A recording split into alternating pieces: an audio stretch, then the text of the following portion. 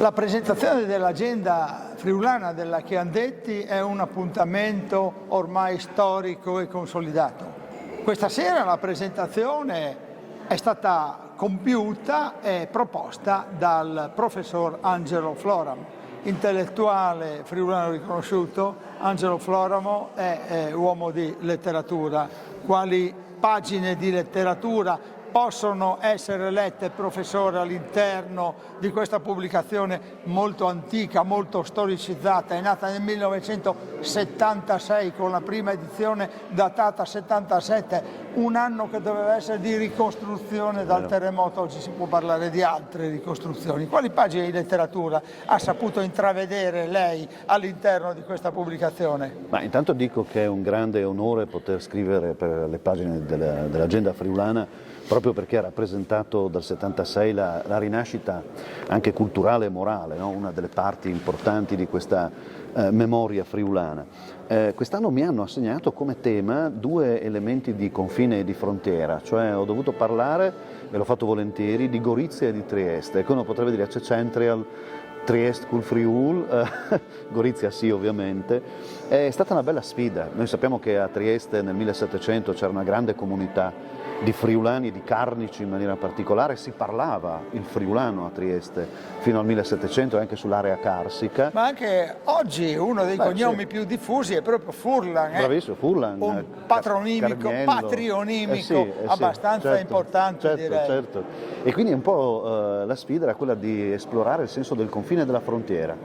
E queste due città che in qualche maniera hanno sempre rappresentato la ricchezza delle genti presenti nel nostro territorio e nella nostra cultura, forse un po' il simbolo della pluralità di quello che noi siamo, sempre un crocevia di grandi sovrapposizioni culturali, linguistiche, artistiche, anche religiose.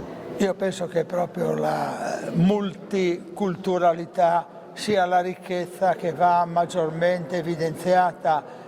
E forse dovevamo farlo anche molti anni fa, sì, ma soprattutto in questo tempo storico, è vero? Assolutamente, io ricordo sempre quello che Precheco Placiariani diceva, guarda in faccia un friulano e riesce a vedere un che di longobardo, un che di gotico, un che di slavo, un che di bizantino, un che di latino.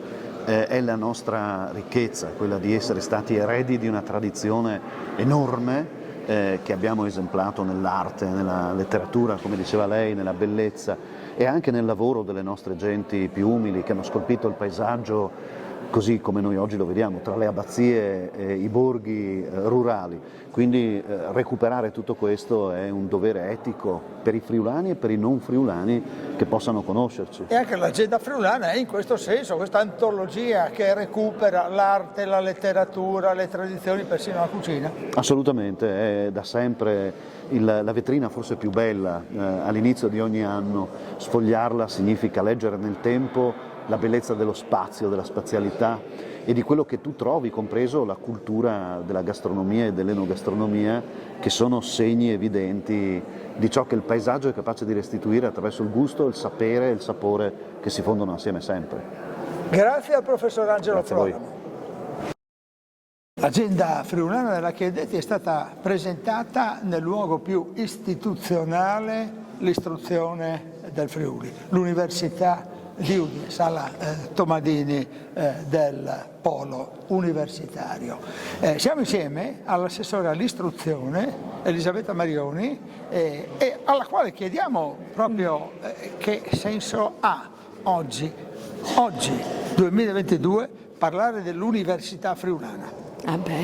Indubbiamente è molto importante perché ha origini che noi sappiamo, diciamo popolari, perché è stato il popolo friulano a volerla, aiutato naturalmente dai politici. Mi ricordo le manifestazioni negli anni 70 e quindi è giusto che ci sia, che venga mantenuta e potenziata, perché è un punto di riferimento culturale importantissimo per il Friuli e quindi consente oltretutto ai giovani friulani di studiare in casa, e questo era anche l'obiettivo storico iniziale, al tempo degli anni iniziale, 60. Però attira anche moltissimi studenti da altre ragioni Ma è che vengono un'identità, qui. è vero, È infatti un'identità, l'agenda friulana di quest'anno, di questo certo. 23, ecco lo chiamiamo Ecco. quest'anno, di questo 23, sottolinea proprio L'identità, sicuramente, ma in realtà l'agenda friulana l'ha sempre sottolineata. Adesso Sì. quest'anno mi sembra il tema è proprio l'università, è per quello. però è fondamentale sempre l'agenda friulana perché affronta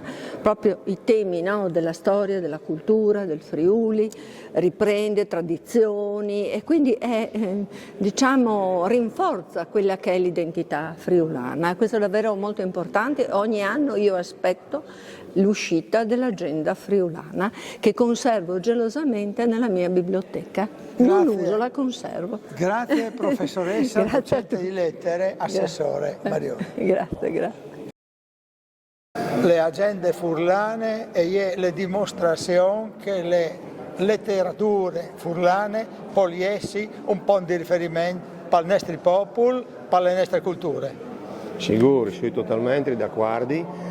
E queste agende va in avanti anno dopo anno e ogni pagina che si vede è una nuova roba di conosci, è veramente una sorpresa, una compagnia che funziona tutto l'anno. E quest'anno io ringrazio l'editore che hanno detto che ha voluto fare 12 interventi all'agenda dedicate all'Università del Friuli, che ha un rapporto stretto con i nostri territori, ma stretto veramente, sia il territorio al domande dell'università, ma l'università risponde.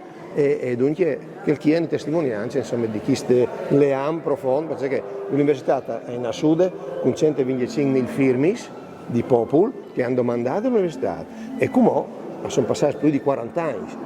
Chiaramente in Daur vi fa bene a domandare all'università o no? Sicurissimo, sicuro. E non come una questione pratica, ma proprio una questione di identità di popolo. Bravo, e di identità culturale forte che con l'alta formazione dell'università si rinforza e diventa più strutturata e più pronte per espandersi dopo anche dal mondo. Benissimo. Grazie.